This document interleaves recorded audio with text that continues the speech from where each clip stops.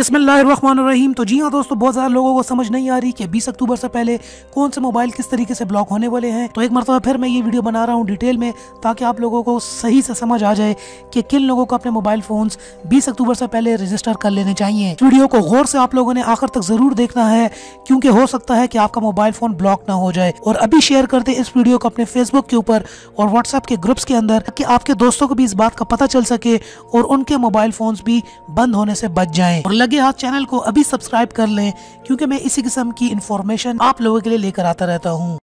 Subscribe करें टेक.pk YouTube channel को और साथ में इस बेल के आइकन को दबा दीजिए मेरी वीडियो सबसे पहले हासिल करने के लिए। तो जी हाँ दोस्तों, इससे पहले मैं आप लोगों को बता चुका हूँ कि पीटीए ने यहाँ पर device identification, registration and blocking system start किया है, जिसके तहत अब यहाँ पर जितने भी स्मगल्ड और अनरजिस्टर्ड मोबाइल फोन्स पाकिस्तान के अंदर बंद होने वाले हैं 20 अक्टूबर से पहले। अब हमें कैसे पता चलेगा कि हमारा मोबाइल फोन स्मगल्ड है या अनरजिस्टर्ड है? तो उसका मैं आपको कंप्लीट तरीका और उसको ठीक करने का भी तरीका आपको इस वीडियो में बताऊंगा। आराम से गौर से इस वीडियो को शुरू से लेकर आखिर तक जरूर देखना है। सबसे पहले बताता चलूं IMEI क्या होता है। IMEI international mobile equipment identity है, जो कि हर मोबाइल फोन का यूनिक होता है। यूनिक का मतलब हर एक मोबाइल फोन के लिए अलग होता है। भी दो मोबाइल फोन्स का एक IMEI नंबर नहीं हो सकता। और जिन मोबाइल फोन्स के अंदर डुअल सिम्स आती हैं, तो उन मोबाइल फोन के अंदर 2 IMEI नंबर होते हैं। अब PTA जो है वो DIRBS सिस्टम के जरिए IMEI नंबर्स को लोकेट करेगी और इनवैलिड नंबर जो हैं अनरजिस्टर्ड और स्मगल्ड फोन्स की IMEI को आइडेंटिफाई करके उनको बंद करने वाली है। इसका तरीका सिंपल है। आपने जस्ट अपने मोबाइल फोन के डायलर में आना है, *#06# डायल करेंगे तो IMEI एक नंबर आ जाएगा। आपने इस नंबर को उठाकर 8484 पर SMS कर देना है।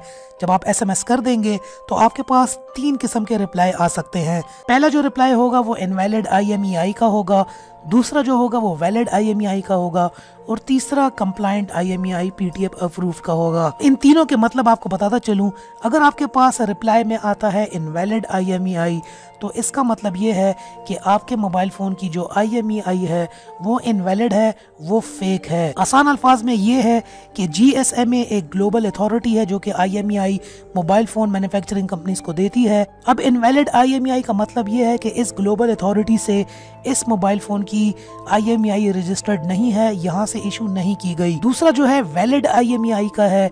वैलिड IMEI का मतलब यहाँ पर यह है कि आपके फोन का IMEI तो वैलिड है, मतलब GSMA जो ग्लोबल अथॉरिटी है वहाँ से तो अप्रूव्ड है, ठीक है, लेकिन पाकिस्तान के अंदर पाकिस्तानी गवर्नमेंट PTA से अप्रूव नहीं है। स्मगल्ड होकर पाकिस्तान के अंदर किसी तरीके से आया है, या आपके किसी दोस्त या भाई ने दुबई या दुनिया की किसी भी कंट्री से वो अपने साथ ले आया था, जो कि PTA के साथ अभी रजिस्टर्ड नहीं है।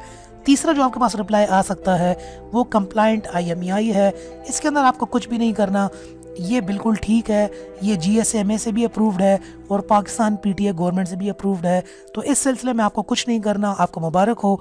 अगर आपके पास इनवैलिड IMEI का मैसेज आ जाता है, जिसका मतलब ये है कि GSMA ग्लोबल अथॉरिटी से आपका IMEI रजिस्टर्ड नहीं है और पाकिस्तानी गवर्नमेंट से भी रजिस्टर्ड नहीं है, अब आपको करना क्या होगा? आपको करना ये है इस सूरत हाल में कि 20 अक्टूबर से पहले कोई भी एक सिम जिसको आपने यूज़ करना है लाइफ टाइम के लिए, उस सिम को आपने डाल लेना है अपने मोबाइल फ़ोन के अंदर। इसके बाद इस सिम को आप चेंज नहीं कर सकेंगे और लाइफ टाइम इसी सिंगल सिम को यूज़ कर सकेंगे।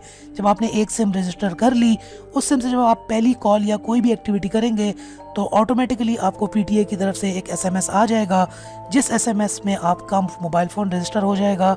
उसके बाद आप अपनी वो सिम चेंज नहीं कर पाएंगे। दूसरा केस हमारे पास वैलिड IMEI का है, जिसका मतलब ग्लोबल अथॉरिटी से तो आपका IMEI बिल्कुल ठीक है, लेकिन PTA गवर्नमेंट से नहीं है। इस केस में 2 ऑप्शन हो सकते हैं।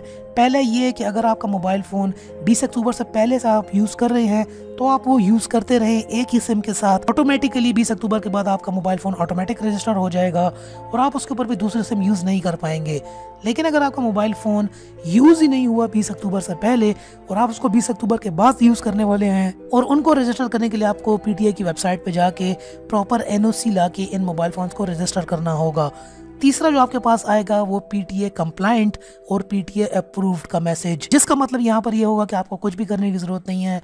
आपको मुबारक हो, आपका मोबाइल बिल्कुल ठीक है, ग्लोबल अथॉरिटी से भी ऑथराइज्ड है और पीटीए गवर्नमेंट से भी ऑथराइज्ड है। उम्मीद करता हूँ दोस्तों आपको ये तमाम सिनेरियो अब डिटेल में समझ आ चुका होगा। वीडियो को जरूर शेयर कर दो यार, अभी शेयर करो वीडियो को फेसबुक के ऊपर, ताकि तमाम लोगों को इस बात का पता चल सके और वो लोग अपने मोबाइल को ब्लॉक होने से बचा सके।